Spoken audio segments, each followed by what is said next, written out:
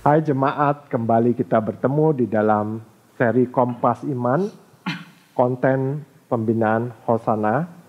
Pada hari ini tema yang akan diangkat adalah wahyu Allah yang khusus dinyatakan di dalam Alkitab.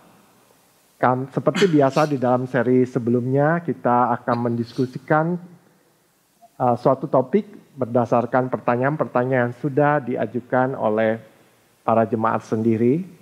Khusus untuk tema Wahyu Allah, hari ini kita sudah mengumpulkan dan menyeleksi beberapa pertanyaan.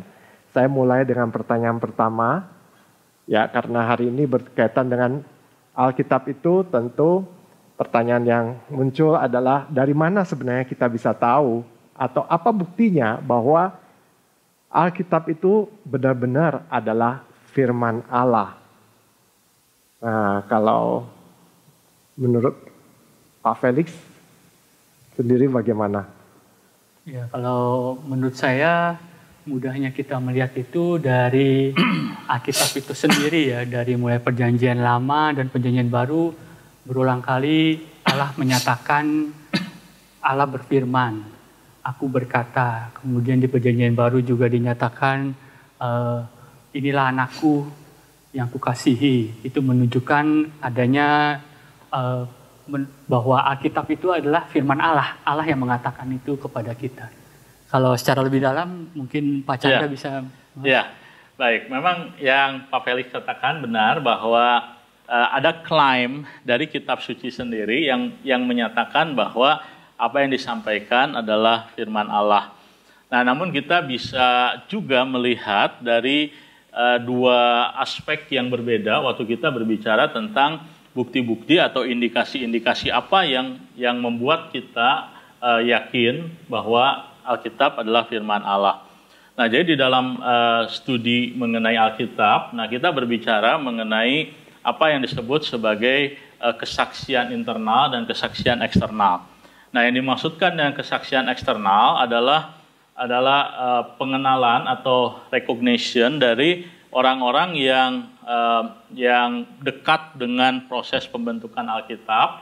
Nah, merekalah yang tahu betul teks-teks mana di dalam dunia kuno, karena kita di dalam Alkitab itu memiliki 27 kitab Perjanjian Lama, mereka ada dan juga memiliki 39 kitab Perjanjian Lama, 27 kitab Perjanjian Baru, dan bagaimana mereka waktu itu memutuskan ataupun waktu itu mereka melihat, menilai berdasarkan ukuran apa mereka menilai dalam melihat teks-teks tertentu adalah firman Allah ataukah tidak. Nah, jadi ini berangkat dari keyakinan yang dimiliki oleh orang-orang percaya atau umat Tuhan bahwa Tuhan menyampaikan firman-Nya hanya melalui juru bicaranya, yaitu para nabi dalam Perjanjian Lama dan para rasul di dalam Perjanjian Baru. Nah, itulah sebabnya maka orang-orang yang hidup dekat dengan era tersebut, nah merekalah yang kemudian menyaksikan, mereka mencoba mengenali kitab-kitab mana yang merupakan kitab-kitab yang ditulis oleh seorang rasul atau seorang nabi dan mana yang bukan. Nah, jadi karena yang tidak ditulis oleh seorang nabi atau oleh seorang rasul atau ditulis oleh seseorang yang dimandatkan oleh nabi atau rasul, nah maka tulisan tersebut tidak bisa diterima sebagai bagian daripada firman Allah, karena Allah berbicara kepada manusia melalui nabi atau rasul. Nah, jadi kesaksian mereka itu itulah yang disebut sebagai kesaksian eksternal, begitu ya. Nah, jadi tapi yang kedua, nah jadi dalam studi Alkitab sekitar 300 tahun setelah Tuhan Yesus datang, generasi kedua dan ketiga, mulai generasi pertama, kedua, ketiga, mulai mengidentifikasi tulisan-tulisan mana yang ada pada abad pertama Masehi itu yang merupakan tulisan yang ditulis oleh rasul, gitu ya, dalam Perjanjian Baru. Tapi kalau dalam Perjanjian Lama periodenya lebih panjang lagi, itu sekitar mulai dari abad ke-9 sampai dengan abad ke-3 sebelum Masehi. Nah, itu prosesnya cukup panjang. Nah, jadi itulah kesaksian yang disebut eksternal. Nah, sedangkan kesaksian internal Nah, itu menyangkut dari sesuatu yang ada di dalam Alkitab yang membuat Alkitab itu menjadi Alkitab. Nah, apakah itu otoritas? Nah, jadi kalau kesaksian eksternal itu berasal dari orang-orang yang mendengar, yang merecord kesaksian dari orang-orang abad pertama, kedua Masehi mengenai kitab-kitab mana yang merupakan firman Allah, sedangkan kesaksian bersifat internal itu adalah pernyataan ataupun kemampuan dari kitab itu sendiri di dalam menunjukkan dirinya sebagai kitab suci. Ada otoritas. Nah, itu yang dikenali oleh orang-orang percaya baik pada abad pertama, kedua sampai sekarang. Nah, apa buktinya? Buktinya adalah orang-orang yang kemudian bertobat ketika membaca Alkitab. Nah, itu adalah jadi ketika orang melihat bahwa Alkitab mampu membuat seseorang bertobat, kenapa? Karena ada unsur otoritas di dalam kitab itu sendiri. Nah, itulah indikasi-indikasi yang membuat kita berkata bahwa Alkitab itu adalah firman Allah. Nah, apakah Pak Felix pernah mendengar kisah tentang orang-orang yang bertobat gara-gara membaca Alkitab? Mentobat karena membaca Alkitab. Bertobat, iya. Kalau secara langsung saya belum pernah memiliki teman yang bertobat secara ini, tapi menurut cerita sejarah bahwa kita melihat bahwa Bapak Gereja Agustinus juga mengalami perubahan pertobatan karena membaca Alkitab yang secara tidak sengaja dia baca mungkin ceritanya ya. Nah, ini kan tadi dikatakan Alkitab merupakan kesaksian dan banyak dituliskan dan itu bisa merupakan seperti sejarah gitu ya. Nah, sejarah ini kan selalu dipertentangkan kan ya. Kadang-kadang dipertentangkan juga dengan sains gitu. Apakah benar? Dan kadang-kadang untuk membuatnya masuk ke dalam logika, apakah jangan-jangan sedikit-sedikit diubah gitu supaya masuk ke logika dan apakah memang seperti itu adanya Alkitab ini, Pak? Iya. Memang ini menarik sekali karena di dalam dunia katakanlah studi akademik ataupun di dalam di dalam percakapan sehari-hari orang-orang percaya, terkadang kita sering mendengar bahwa Alkitab dengan ilmu pengetahuan itu bertentangan ataupun berbeda. Nah, sehingga orang harus memilih antara Alkitab atau ilmu pengetahuan. Ya. Nah, mungkin salah satu hal yang barangkali pernah atau sering ditanyakan adalah misalnya saya tentang kisah penciptaan. Itu nggak Pak Mingguang? Iya, betul sekali. Betul. Iya, kalau di dalam Alkitab 7 hari penciptaan, tapi dalam ilmu pengetahuan bisa sampai jutaan tahun, Pak. Ya, gitu. Nah, itu bagaimana kita dapat menjelaskan antara keperbedaan tersebut. Nah, kebanyakan orang secara mudah berkata bahwa itu adalah dua hal yang bertentangan, kontradiktif. Nah, tetapi sesungguhnya di dalam studi apapun kita tidak secara gampang mengatakan dua hal sebagai sesuatu yang bertentangan. Karena dua hal yang berbeda tidak selalu kita anggap bertentangan. Bisa saja dua hal ini berbeda karena dilihat dari dua perspektif, realita yang sama dilihat dari dua perspektif berbeda. Begitu. Nah, jadi waktu kita berbicara soal apakah itu Alkitab, nah sekali lagi, Alkitab adalah firman Allah, hanya yang kita harus pahami adalah Alkitab itu firman Allah yang diberikan kepada manusia untuk apa? Nah, kita harus memahami bahwa Alkitab bukanlah buku ilmu pengetahuan. Nah, jadi sedangkan ilmu pengetahuan juga bukan Alkitab.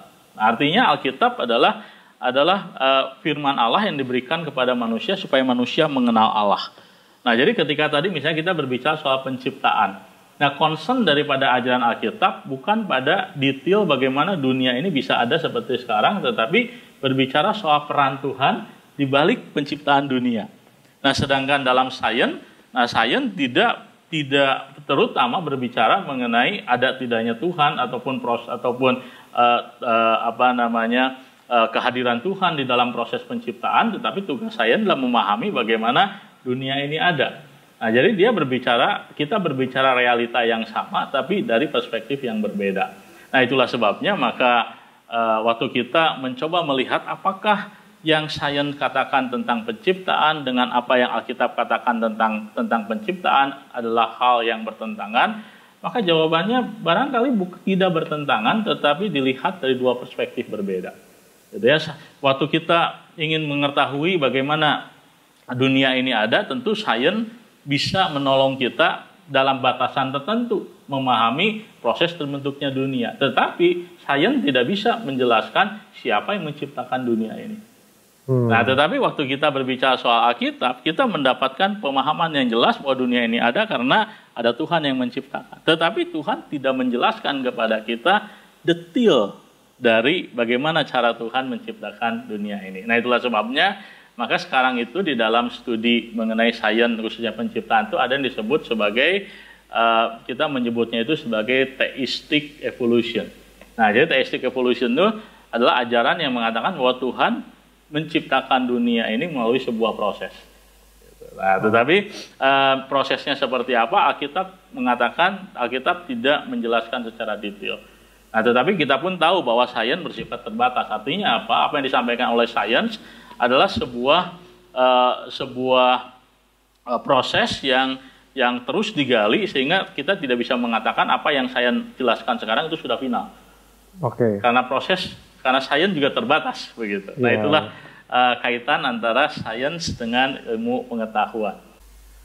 Oh iya Pak Chandra, tadi ada pertanyaan yang belum terjawab dari Pak Felix. Jadi apakah Alkitab pernah diubah sehingga siapa tahu itu yang menyebabkan Alkitab bertentangan dengan sains? Bagaimana Pak? Iya, baik. Ini pertanyaan yang signifikan karena begitu banyak orang Kristen yang bergumul dengan apakah ada hal-hal yang secara esensial di dalam kitab suci sendiri berubah atau ada yang mengubah sehingga kitab suci kemudian tidak lagi sama seperti yang seharusnya. Nah, maka kita harus memahami bahwa kitab suci dengan proses penerjemahan kitab suci itu dua proses yang berbeda. Nah, jadi kitab suci dalam naskah aslinya, dalam bentuk yang pertama kali diucapkan oleh para nabi dicatat begitu dalam bentuk tulisan para rasul. Nah, itu tentu tidak ada yang berubah, tidak ada yang salah, tidak ada yang mengubah. Nah, kenapa demikian? Oleh karena di dalam proses pencatatan kitab suci itu, nah itu ada sebuah misalnya kitab Injil, nah itu ada sebuah sebuah aturan. Nah, misalnya saja kita menyebut kitab Injil itu sebagai autobiografi, ancient biography maksud saya. Nah, ancient biography itu punya sebuah role bahwa ancient biography, sebuah biografi kuno bisa diterima kalau biografi itu ditulis berdasarkan nah, dalam dunia teologi disebut sebagai the living memory. Nah, itu menunjuk kepada orang-orang yang masih hidup di zamannya yang mengetahui peristiwa di mana peristiwa itu diceritakan. Nah, misalnya saja di dalam Alkitab kita membaca kisah mengenai Yesus bertemu dengan Nikodemus. Nah, jadi di dalam ancient biography, nah, ketika sebuah nama disebutkan di dalam sebuah biografi, itu menunjukkan bahwa orang tersebut masih hidup ketika tulisan itu dibuat. Nah, sehingga apa? Sehingga kalau ada orang yang ragu, orang akan bertanya langsung kepada orang yang namanya dicantumkan di situ. Nah, itulah sebabnya, maka dalam kitab Injil, misalnya saja, apakah kitab Injil bisa dirubah ataukah ada yang bisa mengubah? Nah, kalaupun ada yang mengubah, maka itu tidak akan bertahan di abad pertama Masehi. Kenapa? Karena orang-orang yang disebut the living memory masih hidup. Mereka akan memberikan catatan-catatan yang menyatakan bahwa tulisan yang disampaikan itu sudah dirubah atau palsu. Nah, jadi sampai hari ini kita tidak memiliki catatan seperti itu.